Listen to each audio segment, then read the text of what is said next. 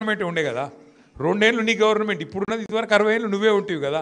ఆసుపత్రి ఇట్లుంది అట్లుందంటే మరి ఎవడు బాధ్యుడు? 60 ఏళ్ళు ప్రభుత్వం చేసినోడు బాధ్యుడా? 10 ఏళ్ళు నడిపిన కేసీఆర్ గారు బాధ్యుడా? ఎవరు బాధ్యుడే? నాకు అర్థం కాదు. ఇట్లాంటి వాళ్ళు ఇవాళ నాయకులు వాళ్ళ పార్టీని వాళ్ళు విమర్శించేటోళ్ళు చాలామంది తయారైనారు. కానీ ఒక్క మాట మాత్రం దయచేసి అందరం గుర్తు చేసుకోవాలి. ఎందుకంటే చాలా సందర్భాల్లో ఏమైందంటే మనకు కూడా కొన్నిసార్లు కొన్ని విషయాలు అలవాటు అయిపోయాక మనకు విలువ తెలియదు. ఇప్పుడు రైతు బంధు మంచిగా టింగు అని పడుతుంటేనేమో విలువ తెలియలే. ఓ 2 సార్లు ఎగ్గొట్టే వరకు అప్పుడు యాద్ చేసుకున్నారు కేసీఆర్. అరే వీడు దుర్మార్గుడు ఉన్నాడు, వీడు పెంచుతాన్నాడు, పెంచలేదు, పెంచకపోగా ఎగ్గొట్టిండు. అమ్మా కేసీఆర్ ఉన్నప్పుడు ఏదో ఒకటి చేసి మొత్తానికైతే కరోనా టైంలో కూడా బ్రహ్మాండంగా మీకు టింగుమని రైతు బంధు పడ్డది. రేవంత్ రెడ్డికి టింగు సౌండ్ ఇష్టం లేదు, అందుకే కొత్తది పెట్టిండు. ఏం సౌండ్ అది? ఠకీ మనేస్తాను. పడుతున్నాయి మరి ఠకీమని. 4000 పెన్షన్ పడుతుందా? ఠకీ 6000 పెన్షన్ పడుతుందా? రైతు బంధు పడుతుందా? రుణమాఫీ జరిగిందా? ఇప్పుడు జరగలేదు. తులం బంగారం ఒకటి కాదు, ఇక 420 హామీలు ఉన్నాయి. ఎన్ని చెప్పాలి? 1 కాదు 2 కాదు 420 హామీలు, ఇష్టం వచ్చిన మాటలు. ఏం చేసినారో భయ అంటే ఒకటే చెప్తాడు, ఫ్రీ బస్ పెట్టినా అంటాడు. అందులో కూడా మోసమే, అది కూడా చెప్తున్నా మీకు ఇనూరి. ఫ్రీ బస్ అంటాడు. ఫ్రీ బస్ అంటే మహిళలకు ఫ్రీ అట, భర్తకు డబల్ అట. అది ఫ్రీ ఎట్లయితుంది నాకు అర్థం కాదు. పిచ్చోళ్ళని చేసుడు తప్ప మనకు. పిల్లలకేమో మళ్ళీ బస్ పాస్ రేట్ పెంచిండు, మగవాళ్ళకు డబుల్ టికెట్, నీకు మహిళలకు ఫ్రీ. ఇక ఫ్రీ ఎట్లయితుంది నువ్వు చెప్పు, నాకు తెలియక అడుగుతా. అంటే కుడి చేత్తో నిచ్చుడు, ఎడమ చేత్తో గుంజుకునుడు, అది ఫ్రీ ఎట్లయితుంది? ఇక ఇదొక్క మోసం తప్ప ఇంకేమైనా చేసిర్రా? దయచేసి మీరు ఆలోచించండి. గ్యాస్ వచ్చిందా? అలే 200 యూనిట్లు ఫ్రీ అన్నాడు. కొంతమందికి వచ్చింటుంది, కొంతమందికి రాలే.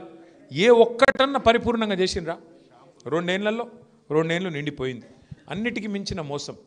ఎంత దుర్మార్గం అంటే, సరే ముఖ్యమంత్రులు ప్రభుత్వాలు మారుతుంటాయి, రాష్ట్రం అయితే శాశ్వతంగా ఉంటుంది. ఇప్పుడు ముఖ్యమంత్రులు మనం ఎంతమందిని చూసినాం? ఎన్టీ రామారావు గారు 1983 నుంచి ఎన్టీ రామారావు గారు 89 దాకా. ఆ తర్వాత చెన్నారెడ్డి గారు, విజయభాస్కర్ రెడ్డి గారు, తర్వాత మధ్యలో ఎవరు వచ్చిన నేదురుమల్లి జనార్దన్ రెడ్డి గారు, తర్వాత చంద్రబాబు నాయుడు గారు, ఆ తర్వాత రాజశేఖర్ రెడ్డి గారు, ఆ తర్వాత రోషయ్య గారు, కిరణ్ కుమార్ రెడ్డి గారు, కేసీఆర్ గారు, ఇప్పుడు రేవంత్ రెడ్డి గారు. ఇంతమందిని చూసినాం. ఒక దగ్గర 10 మంది ముఖ్యమంత్రులను చూసినాం. ఏ ముఖ్యమంత్రి అయినా ఈయన తిరిగి మాట్లాడటం మాత్రం చూసినామా? అవి ఏం మాటలు? ఏమైనా రేవంత్ రెడ్డి గారు 4000 పెన్షన్ ఏది అంటే నీ గుడ్లు వీకి గోటీలు ఆడతా.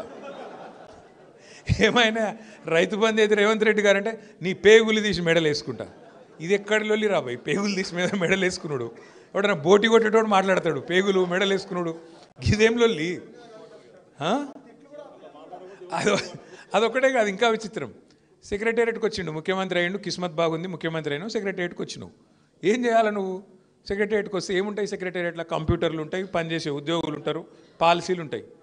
ఇక్కడ నేను లంకె బిందెలు ఉంటాయి అనుకొని వచ్చినా, ఇక్కడ లేవు లంకె బిందెలు ఉంటాయా సెక్రటేరియట్లో? తవ్వుతేనట సార్ లంకె బిందెలు దొరుకుతాయి అనుకొని వచ్చిండట. వాటితోనే 6 గ్యారెంటీలు అమలు చేస్తా అనుకుండంట. ఎట్లుందంటే పరిస్థితి వాళ్ళ నిజంగా కూడా. సరే మీ కాడనేమో రియల్ ఎస్టేట్ బాగుందని జయపాల్ యాదవ్ అని అంటుండు, మరి పక్కకెళ్ళి చంద్రశేఖర్ రెడ్డి అని అన్నాడు. మరి జయపాల్ అని ఒక్కరికే మంచిగా నడుస్తున్నట్టు. అయితే సరే ఆగాగు, తొందరపడకు. అయితే మిగతా దగ్గర అది కూడా లేదు. అట్లా అన్న చెప్పేది ఏంటంటే, మిగతా దగ్గరలో మొత్తం పడిపోయింది, మన కాడ పడిపోలేదు, అట్లా ఆగి ఉందని చెప్తున్నాడు. అయితే పక్కకెళ్ళి చంద్రశేఖర్ రెడ్డి అని అంటుండు, మరి కోట్ల రూపాయల విలువ ఉండే భూములు పెట్టుకొని 50 లక్షలు ఖర్చు పెట్టడానికి ఎందుకు కింద మీద అవుతున్నావు అని పక్కకెళ్ళి అన్న అంటు. నేనేమంటా అంటే, మీరు ఎక్కువ తక్కువ టెన్షన్ పడేది ఏం లేదు. ఇవన్నీ కూడా జరుగుతూనే ఉంటాయి రాజకీయాల్లో. అప్పుడప్పుడు కింద పడతాం, అప్పుడప్పుడు లేస్తాం. కానీ ఒకటి మాత్రం పక్కా, ఇవాళ ఏ ఊర్లో అయినా 10 మంది గుమిగూడితే, ఒక పెళ్ళి అయినా, ఒక సావు అయినా, పండుగ అయినా, ఒక 10 మంది దోస్తులో ఇంకోటో ఒక దగ్గర కూర్చుంటే మాత్రం ఇలా ఒక్కటే మాట నడుస్తున్నది, తొందరగా కేసీఆర్ను మళ్ళీ తెచ్చుకోవాలి రా భయ్ ఎట్లన్నా చేసి అనే మాట నడుస్తుంది. సరే ఈ మధ్యలో చిన్న ఎలక్షన్లు ఉన్నాయి, చిన్న ఎలక్షన్లు ఉన్నాయి. ఒకటి జెడ్పీటీసీ అంటే, ఒకటి ఎంపీటీసీ అంటే, సర్పంచ్ అంటే, ఇవి నడుస్తూనే ఉంటాయి. అస్సలు ఎలక్షన్ మాత్రం 2028లో ఉంటుంది. బరాబర్ అందులో మాత్రం నేను ఇవాళ చెప్తున్నా, మీకు రాసి పెట్టుకోండి. తిరిగి ప్రజలు కేసీఆర్ గారిని తెచ్చుకోవడం పక్కా. ఇది ఎవరు ఆపలేరు, ఎందుకంటే ప్రజలు డిసైడ్ అయిపోయారు. ఈసారి మళ్ళీ ప్రయోగాలు చేయరు. కేసీఆర్ ఉన్నప్పుడు రైతు బంధు పడుతుండే, కేసీఆర్ ఉన్నప్పుడు రైతు బీమా వచ్చింది, కేసీఆర్ ఉన్నప్పుడు బ్రహ్మాండంగా వ్యవసాయం నడిచింది, పంటలు కొంటుండే, అన్ని రకాలుగా ప్రజలకు, పేద ప్రజలకు ముఖ్యంగా మంచి జరిగింది. కాబట్టి ప్రజలంతా అమాయకంగా ఏం లేరు. ప్రజలు టైం కోసం చూస్తాను అంతే. ఏమన్నా సందు దొరుకుతుందా, ఏదైనా మధ్యలో ఎలక్షన్ వస్తుందా అని చూస్తే మధ్యలో వస్తలేవు.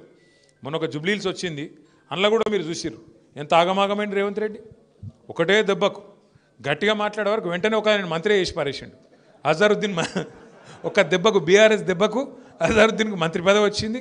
ఒకటే దెబ్బకు 4 మీటింగ్లు గట్టిగా పెడితే రేవంత్ రెడ్డి 1 వీక్ తిరిగిండు, గట్టిగా వారం రోజులు తిరిగిండు. తిరగక తప్పలే. 14 మంది మంత్రులు గల్లీ గల్లీ తిరిగిండ్రు. ఎలక్షన్ రోజు కూడా డిప్యూటీ సీఎం రోడ్ల మీద తిరుగుతున్నాడు, ఏది జూబ్లీ హిల్స్లో. ఒక పరిస్థితి వచ్చింది. మరి ఒక్క ఉప ఎన్నిక గింత ఆగమైతే రేపు వీళ్ళని ఎవడు కాపాడాలి మరి అసలు ఎన్నిక వచ్చే వరకు? అందుకే మనం భయపడేది లేదు, బాధపడేది లేదు. నడుస్తుంది చిన్న చిన్న ఎదురు